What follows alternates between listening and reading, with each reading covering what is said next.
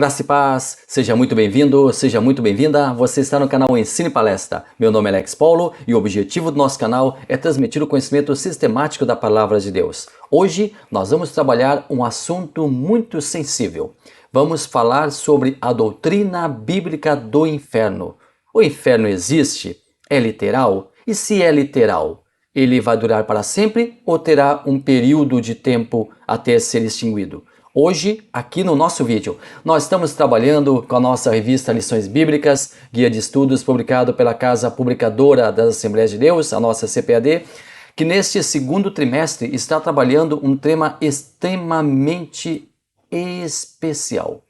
É um tema que fala sobre a nossa jornada. É um tema que fala sobre a nossa vida espiritual. Iniciou lá, no início da jornada, no aceitar a Jesus como Salvador, o novo nascimento. Passamos aqui em algumas lições falando sobre o pecado, a doutrina do pecado, falando sobre murmuração, falando também sobre tentação, enfim, vários assuntos pertinentes à nossa vida, à nossa caminhada, até chegarmos ao céu, que será a lição da próxima semana. Hoje nós vamos trabalhar sobre um lugar para onde nós não queremos ir. O assunto de hoje não é nada palatável, mas vamos tratar dele por ser algo real. Aliás, essa realidade, por vezes, é questionada por muitos grupos e segmentos religiosos. Ninguém gosta de falar sobre o inferno, porque é sinônimo de dor, tristeza, coisas ruins. Porém, o objetivo da presente lição não é suscitar medo, pavor, não. Não queremos criar pânico ou histeria. Mas também não podemos nos furtar de falar sobre algo tão relevante. E o mais importante é alertar sobre a existência e sobre a necessidade de fazermos o possível para não encaminharmos-nos para lá. Vamos abordar hoje a doutrina bíblica do inferno. Fique conosco, vamos juntos com o pastor Osiel Gomes, que é o comentarista da lição, que é o comentarista do trimestre, aprender um pouco mais sobre esse precioso tema. Você está no canal Ensino e Palestra.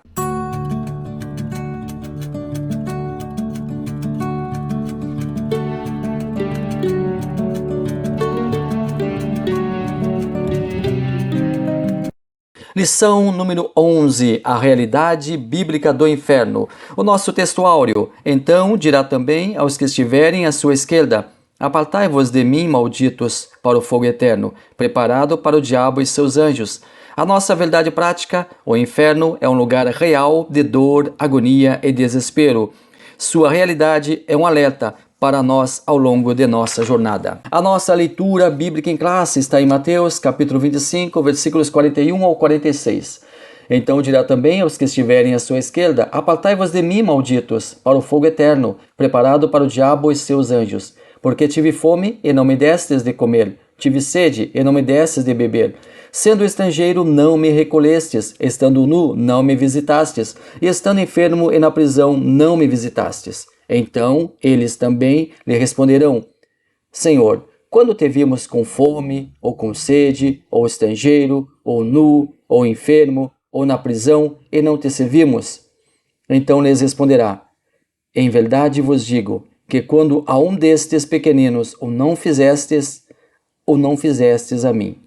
Irão estes para o tormento eterno, mas os justos para a vida eterna. Esta palavra que nós acabamos de ler aqui trata do julgamento das nações, ou do julgamento dos gentios. Quando acontecerá? Logo após a grande tribulação, quando o anticristo, a quem Israel pensará ser o Messias, o enviado de Deus, vai provar para a nação israelense que ele, na verdade, é o anticristo, que é o inimigo de Israel, e vai exigir para si adoração. Então, Israel irá clamar ao Senhor. Está lá isto em Zacarias, capítulo 12, versículo 10. E então Jesus Cristo vai voltar. E vai voltar com a sua igreja. Nós retornaremos com ele. Nós já fomos para lá. Nós já participamos do primeiro julgamento, que é o chamado julgamento do tribunal de Cristo. nós não vamos falar aqui, mas lembrando que nesse julgamento do tribunal de Cristo apenas os salvos participarão e não haverá condenação, haverá apenas aprovação das obras. Depois nós já teremos passado também pelas bodas do Cordeiro e retornaremos em glória com Cristo. E aí acontecerá, então, quando Cristo voltar, ele vai descer à terra, porém ele vai colocar os seus pés no Monte das Oliveiras. O Monte das Oliveiras, de onde ele subiu, é o Monte das Oliveiras para onde ele vai voltar e colocar os seus pés ali. E são então vistos repentinos relâmpagos. Cristo volta então acompanhado não mais pela sua noiva, agora pela sua esposa, a Igreja de Cristo. Então esse julgamento das nações ele vai acontecer na terra e segundo a profecia de Joel, capítulo 3, versículo 12 em diante, vai acontecer no chamado Vale de Josafá. O juiz será o próprio Jesus Cristo. Serão julgadas as nações, mas também entende-se pela palavra nação os gentios. Os gentios, então, que terão durante toda a sua vida, inclusive na grande tribulação, ouvido falar de Jesus e decidirão se o aceitam ou se o rejeitam, usando o livre-arbítrio. Essa escolha será determinante, porque aqueles que, ao invés de ficarem ao lado de Jesus, se postarem ao lado do anticristo, sim, porque muitas nações ficarão postadas, ficarão do lado do inimigo de Deus, ficarão ao lado do anticristo. Esses são considerados bodes, que ficarão à esquerda. Já aqueles que ficarão amigos, que se farão amigos, que serão aliados de Israel, ficarão à direita e são comparados a ovelhas. Então, ali Jesus terá à sua esquerda os bodes, os inimigos de Israel, e à sua direita as ovelhas, os amigos, os aliados de Israel. Qual será a sentença? Para os bodes, para os aliados do anticristo, eles serão condenados ao lago de fogo. Lembrando que quem inaugurará o lago de fogo será o próprio diabo, o falso profeta e o anticristo. Enquanto que os aliados de Israel, as ovelhas, terão como prêmio a entrada para o gozo do milênio. Então, estarão participando do reino milenar que começa imediatamente após o julgamento das nações. Então, esta leitura bíblica em classe refere-se ao julgamento das nações ou ao julgamento dos ímpios. O assunto do vídeo de hoje é a doutrina bíblica do inferno. Nós não iremos necessariamente seguir a sequência da revista, mas nós trataremos o assunto proposto por ela. Aliás, já vamos conhecer quais são os tópicos da lição de hoje. Primeiro tópico, o pensamento humano a respeito do inferno. Primeiro subtópico, filósofos e teólogos de mentes cauterizadas. Segundo, o ensino do universalismo. Terceiro, o alerta apostólico. Segundo tópico, como a palavra inferno aparece na Bíblia. Primeiro subtópico, no Antigo Testamento. Segundo, no Novo Testamento. Terceiro tópico, a doutrina bíblica do inferno. Primeiro subtópico, o conceito bíblico do inferno. Segundo, o que ensina a doutrina. Terceiro, o castigo será eterno. A doutrina bíblica do inferno. Como ponto de partida, nós temos que fazer uma leitura obrigatória. Lá no Evangelho de Jesus Cristo, segundo escreveu o Dr. Lucas, capítulo 16, versículos 19 ao 31. Para muitos, aqui nós temos uma parábola, para outros é algo real. Mas o certo é que aqui nós temos um ensinamento valioso de Jesus Cristo sobre o que acontece no pós-morte. Aqui nós temos um estudo maravilhoso, um alerta maravilhoso de Jesus Cristo sobre a doutrina do inferno. Vamos ler o texto? Ora, havia um homem rico e vestia-se de púrpura e de linho finíssimo, e vivia todos os dias regalada e esplendidamente.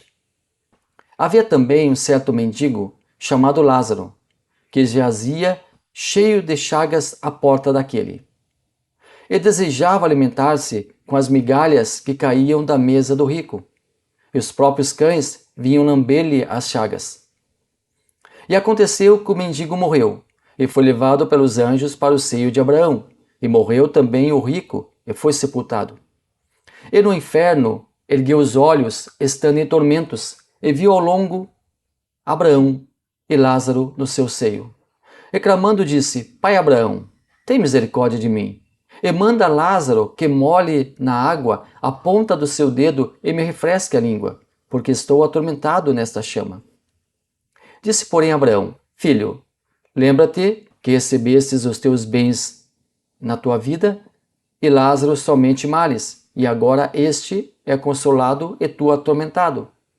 E além disso, estás posto um grande abismo entre nós e vós, de sorte que os que quisessem passar daqui para vós não poderiam, nem tampouco os de lá passar para cá. E disse ele: Rogo-te, pois, ó Pai, que o mandes à casa de meu pai, pois tenho 5 irmãos, para que lhes dê testemunho, a fim de que não venham também para este lugar de tormento. Disse-lhe Abraão: Eles têm Moisés e os profetas, ouçam-nos. E disse ele: Não, pai Abraão, mas se algum dentre os mortos fosse ter com eles, arrepender-se-iam. Porém Abraão lhe disse: Se não ouvem a Moisés e aos profetas, tampouco acreditarão, ainda que algum dos mortos ressuscite. Bom, aqui nós temos alguns ensinamentos. O primeiro grande ensinamento é que não existe comunicação entre mortos e vivos. O texto deixa bem claro que não existe comunicação entre mortos e vivos. Este é um grande ensinamento. Mas vamos começar então analisando este texto. E aconteceu que o mendigo morreu e foi levado pelos anjos para o seio de Abraão. E morreu também o rico e foi sepultado. Interessante que aqui não fala no sepultamento de Lázaro. Muitos teólogos entendem que ele sequer foi sepultado, o que é muito triste, o que é muito degradante. E o rico foi sepultado com certeza, com pompa, com circunstância, enfim, com certeza o rico recebeu honras durante o seu sepultamento. Aqui fala morte, aqui vem a expressão morte. E interessante que a etimologia da palavra morte significa separação. Morte é separação. E no inferno ergueu os olhos, estando em tormentos, e viu ao longe Abraão e Lázaro no seu reino. Inferno. Na versão de Almeida, a tradução mais comum da Bíblia Sagrada, várias palavras são traduzidas como inferno, mas nem todas têm o mesmo sentido. Por isso existe tanta confusão ao tratar desse assunto. Nós temos várias palavras e nós vamos citando elas aqui ao longo do estudo.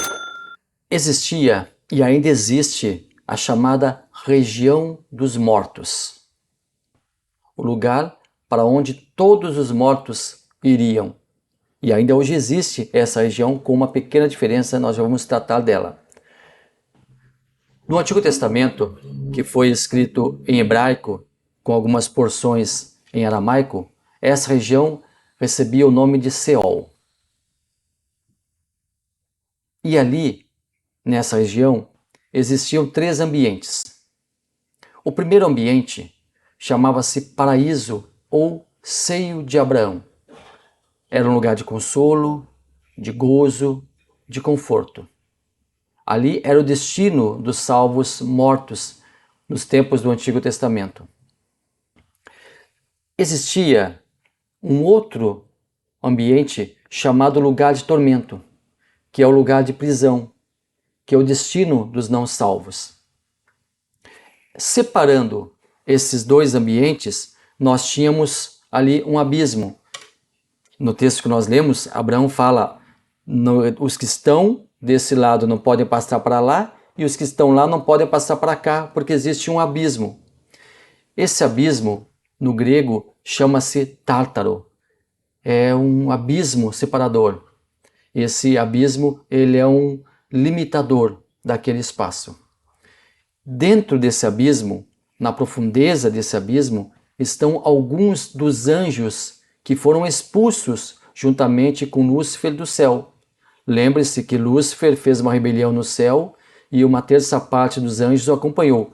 Dentre essa terça parte dos anjos, uma parte de anjos muito maus, muito perversos, eles foram jogados, trancafiados nesse abismo chamado Tártaro. E esses anjos, eles estão lá e no período, em algum momento, durante a grande tribulação, eles serão soltos para fazer trucidades aqui na terra. A Bíblia fala desse local, a Bíblia fala desse lugar. Na segunda carta de Pedro, lá no capítulo 2, e versículo 4, porque se Deus não perdoou aos anjos que pecaram, mas havendo-os lançado no inferno, aqui a palavra original é Tártaro, os entregou às cadeias da escuridão, ficando reservados para o juízo. Então, existe ali um ambiente de paz, de alegria, de prazer e outro ambiente completamente diferente. São dois ambientes antagônicos, separados por um grande abismo. E no quadro aqui você pode ver a separação deles. No Novo Testamento, nós temos uma reformulação desse local, dessa região dos mortos. Lembre-se, o Novo Testamento foi escrito em hebraico. Agora a região dos mortos recebe o nome de Hades. Mas veja no quadro que eu estou mostrando para você que aqui tem apenas dois ambientes. O Tártaro, que é o abismo, continua lá, e o lugar de tormento, que é a prisão daqueles que não foram salvos. Mas cadê o seio de Abraão? Cadê os salvos? Jesus Cristo fez uma reformulação nesse local. Lá em Mateus, capítulo 16 e 18, diz assim: Pois também eu te digo que tu és Pedro, e sobre esta pedra edificarei a minha igreja. Tu és Pedro, mas sobre a pedra angular, Jesus Cristo, a igreja será edificada, e as portas do inferno não prevalecerão contra ela. Quando Jesus morre, quando Jesus vence a morte na cruz do Calvário, ele faz questão de descer às profundezas. Está na primeira carta de Pedro, capítulo 13, 19, no qual também foi e pregou aos espíritos em prisão. As portas do Hades abriram para Jesus Cristo. Elas abriram-se para receber um Deus, para receber um vencedor, para receber alguém que vinha triunfante proclamar a sua vitória. Pregar aqui deve ser substituído por proclamar, porque pregar denota uma nova perspectiva, uma conversão. Pregar denota uma transformação e uma reversão.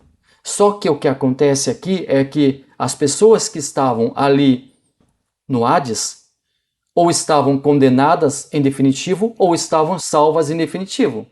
E os demônios que estavam ali, os espíritos que estavam ali, também já estavam com a sua sentença decretada. Então Jesus Cristo não foi pregar ali. Jesus Cristo foi proclamar a sua vitória.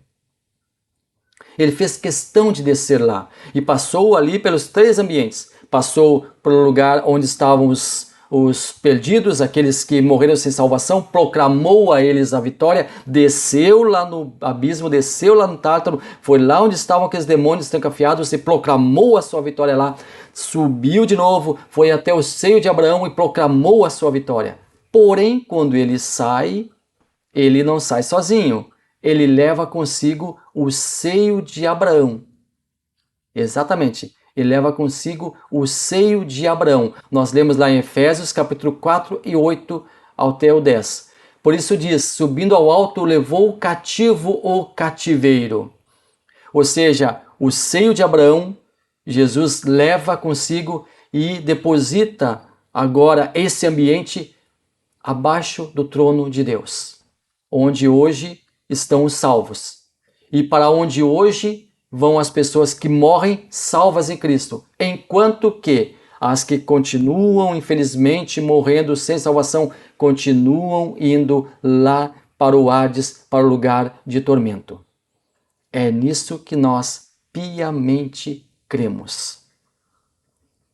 Então, nós temos aqui o Seol, que é a região dos mortos em hebraico, e o Hades, que é a região dos mortos em grego. As chaves do inferno e da morte. Eu acho muito interessante quando alguns irmãos queridos, amados irmãos, irmãos muito sinceros, eles falam que Jesus tomou as chaves do diabo, ele arrancou as chaves do diabo. Para começar, o diabo não estava lá. Lá estavam apenas os demônios, alguns demônios muito cruéis. O diabo vai ser trancafiado um dia, vai ser um dia preso por 1000 anos, mas ainda não está preso. Ele será preso por 1000 anos. Depois ele será absolutamente vencido e jogado no lago de fogo. E no lago de fogo, para o lago de fogo, que será inaugurado pelo diabo, pelo anticristo e pelo falso profeta. Eles inaugurarão o lago de fogo. E depois, para lá, será levado o ambiente que está lá no Hades, onde estão as pessoas que morrem sem Jesus, também serão colocados lá no lago de fogo. Esse ambiente será levado do Hades para o lago de fogo. E os demônios que estão ali no Tártaro, eles serão soltos por um tempo para, infelizmente, infligirem muitas dores à humanidade. E depois também irão lá para o lago de fogo. E aqueles que não serviram a Deus, que negaram a Deus, também irão lá para este lugar definitivo, chamado Lago de Fogo. Voltando aqui às chaves da morte, ou às chaves do inferno, Jesus nunca pegou essas chaves das mãos do diabo porque ele nunca as teve. Lá em Apocalipse, capítulo 1, versículos 17 e 18. E eu, quando o vi, caí a seus pés como morto. E ele pôs sobre mim a sua destra, dizendo-me, não temas, eu sou o primeiro e o último, e o que vivo e fui morto. Mas eis aqui estou vivo para todo sempre. Amém. E tenho as chaves da morte e do inferno. Eu nunca disse, eu retomei as chaves, ou eu me apoderei novamente das chaves. Não, eu tenho em definitivo. Até porque, pense comigo, se o diabo ele tivesse as chaves da morte, pudesse definir quem iria para o Hades ou o Seol ali em hebraico, Hades em grego, você acha que ele iria colocar dois ambientes? Um ambiente para os salvos e outro ambiente para os maus? Não, ele ia jogar todo mundo para sofrer ali. Ia cair todo mundo na vala comum. Não iria ter essa distinção. O diabo nunca teve as chaves do inferno. Nunca teve as chaves da morte. Qual o destino dos mortos nos dias de hoje? Atualmente, quando uma pessoa morre, acontece o seguinte. Se ela é declarada salva, ela é recepcionada no paraíso, no terceiro céu. Quando Jesus voltar, o corpo celeste, que é a alma e o espírito, lembre-se, nós temos corpo, alma e espírito. Quando o corpo tomba, o corpo cai, o corpo perece, o corpo morre, a alma e o espírito unem-se agora em um corpo celestial e vão ali para o paraíso, caso sejam salvos. Caso condenados, vão lá para aquele local, lá para o Hades, lá para aquele ambiente de tormento. Posteriormente, então, voltando aqui aos salvos, eles recebem novamente seu corpo natural, que é ressuscitado. O corpo ressurreto passa pelo processo da glorificação e vai às nuvens ao encontro de Cristo. Posteriormente, os vivos salvos aqui na terra também recebem a glorificação do corpo para irem ao encontro de Cristo nas nuvens. Essa é a parte boa. Agora vem a parte ruim, para os não salvos. O Hades continua recebendo os mortos não salvos. Ficam no chamado lugar de prisão, ou inferno-prisão, como muitos denominam. Após o milênio, o corpo celeste, a alma e o espírito que estão lá, nesse lugar, se unem ao corpo natural que é ressuscitado na terra para serem julgados no tribunal do trono branco. Falamos aqui sobre o Lago de Fogo. O Lago de Fogo recebe em hebraico o nome de Geena. Esse é o Lago de Fogo. É o destino final dos homens após a ressurreição dos mortos. Homens não salvos, homens perdidos, pessoas que não aceitaram Jesus, vão para esse lugar. Este, então, é o nosso entendimento sobre o pós-morte e sobre a doutrina bíblica do inferno. Mas eu quero pontuar aqui com vocês algumas teorias, algumas teologias que discordam do nosso pensamento e nós respeitosamente discordamos do pensamento deles, mas temos que trazer aqui para você para que você possa também ter essas teorias, ter o conhecimento dessas informações propagadas por alguns grupos. Por exemplo, os nossos irmãos adventistas do sétimo dia. A igreja adventista do sétimo dia entende que o lago de fogo não será eterno, será temporário. As pessoas elas ficarão ali e o tempo em que elas ficarão ali vai depender da gravidade de seus pecados. Quem pecou mais vai ficar mais tempo, quem pecou menos vai ficar menos tempo. Mas um dia as pessoas irão morrer definitivamente e o próprio lago de fogo deixará de existir definitivamente e o próprio mal deixará de existir definitivamente, o próprio diabo deixará de existir definitivamente. Vai ser excluído, vai ser deletado esse local. Ou seja, é momentâneo o lago de fogo. A passagem pelo lago de fogo é momentânea. É claro que nós respeitosamente discordamos. Algumas outras visões erradas sobre o inferno. Muitas pessoas têm uma visão distorcida e até umas ideias um tanto quanto esdrúxulas sobre o assunto. Por exemplo, o inferno será uma festa.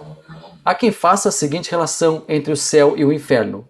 O céu será um lugar de marasmo, de tédio, enquanto o inferno vai ser um lugar de festa, farra, mulheres lindas, homens belos, muita algazarra, tudo livre, tudo farto, sem qualquer culpa. Isso não é verdade. Não existe festa no inferno, existe dor e sofrimento. Vai existir dor e sofrimento ali no lago de fogo. Uma outra linha de pensamento, o inferno não existe.